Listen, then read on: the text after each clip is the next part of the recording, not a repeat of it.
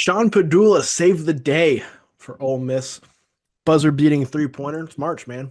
Felt like March from the jump in the SEC tournament on Thursday. Ole Miss gets the 83 to 80 victory. Dion, it was a very back and forth game. Ole Miss led the first half.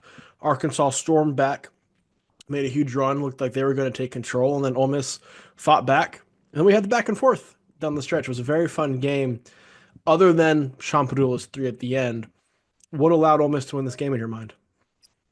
I feel like from the Arkansas standpoint, they came out slow. They started the game the way they ended the previous game, Yeah. and then they worked their way into the game a little bit. So I think, I've been pretty big proponent of if you play the night before. I'm picking you for this game against the team that hasn't. I think this is the one situation where that didn't really play in Arkansas's favor. There's clearly a little bit of a hangover, I guess you could say, from the night before. I felt like they were super slow, but as the game went on, they kind of flipped the switch. Unfortunately for them, I mean, I said it in the preview. I'm going to continue to say it. I think Sean Padula is the best player in this game. He wasn't today, but what great players do is they make the plays that matter the most when the time happens, and he did that in this game. This was only made three, was the game winner. Malik Dia was fantastic. He had a couple plays in this game that just wowed you. Matthew Morrell showed up finally. Jalen Murray showed up in a big way with 17 points.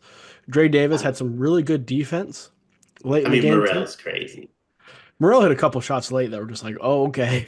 Yeah, but I mean, we're kind of like sour on Padula. Morel and Padula had pretty much the same game. They did, but this is the scale we're grading Morrell on. That's Like fair. you got contributions from everybody. You had five guys in double figures.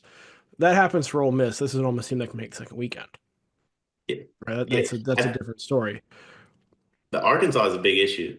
Uh, they are not deep. Not that they They're were before, but I think you're starting to see the missing pieces are starting to show a little bit more now that we're in March. especially when you're only going to play Big Z 8 minutes. Yeah, that certainly doesn't help. And Does not to be help. fair, he didn't need to play more than 8 minutes. Those 8 minutes might cost them the I game. mean, Jonas Adu was playing phenomenal. Brazil had a good game up until the last, probably like 15 seconds or so. And so Cal chose to ride those guys, and it's not a necessarily bad decision. Billy Richmond made some huge plays too. Like I know Arkansas lost, and you're going to feel bad about that, but the way Richmond and Knox played, I think make me feel like we're in a pretty good spot going into the tournament. Yeah, like if you're an Arkansas fan, you feel Yeah, comfortable. yeah. Yeah, I agree. I think given the way the first game ended and the way this one started, I think you'll take both results. They survived the one game and then they fought back in this one. They kind of showed they had that heart. I feel like the big talk about the Cal teams is they don't have like that fight in them. I think they showed that they do.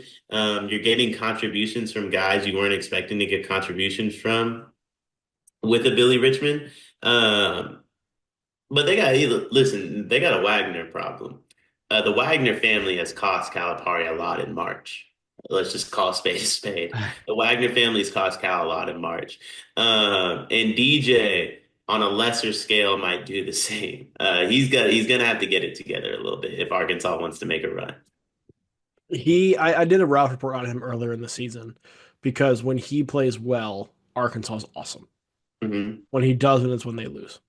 Well, you want to know why? It's because when he's playing bad, he still leads the team in shots. He doesn't know how to just get out the way. Like I don't think he's a bad player. I like DJ Wagner. And I think everything you just said is perfect. And like the way you explained it, is perfect. But his issue isn't necessarily his bad games. It's that he refuses to admit he's having a bad game. And he Yeah, refuses to be like, hey, there's other guys on the court that should maybe shoot besides me. That's part of Big Z's problem too. 8 minutes and he had three quick ones. And Cal was like, I've seen enough. They don't have anyone to say I've seen enough when it comes to DJ Wagner now that Boogie's hurt though. That's a bit of the problem. well, I think those things are also why they were the way they were in high school, Wagner in particular, right? I also, it's a conversation for the offseason. I think it might do Wagner some good to get away from Calipari as well. eh, eh, I don't know about that one. I think I want to say this. I mean, I'm excited for the offseason, sort of. But I'm excited to have like these coach discussions. I feel like we're going to get an opportunity to kind of discuss Yeah. some coaching positives and negatives. I think Cal gets a bad rap for some of his stuff, and he gets a very good rap for some other stuff. One of the things I think he gets a bad rap for is guards. I don't think if I'm a guard, there's no one in the country I want to play for besides Cal. He'll get you to the next level if you have the talent. I think Wagner's issue is I don't know if he has the talent. He may not. It's He been might two not. stops now, and it's been a lot of the same at two stops. We'll see. Um, Bodes well for the tournament though, with Knox and Richmond playing well for Arkansas. Ole Miss keeps things going. They get Auburn next. Well, we have a full preview for that game up on the channel, so we dive into that over there. Make sure you check that out.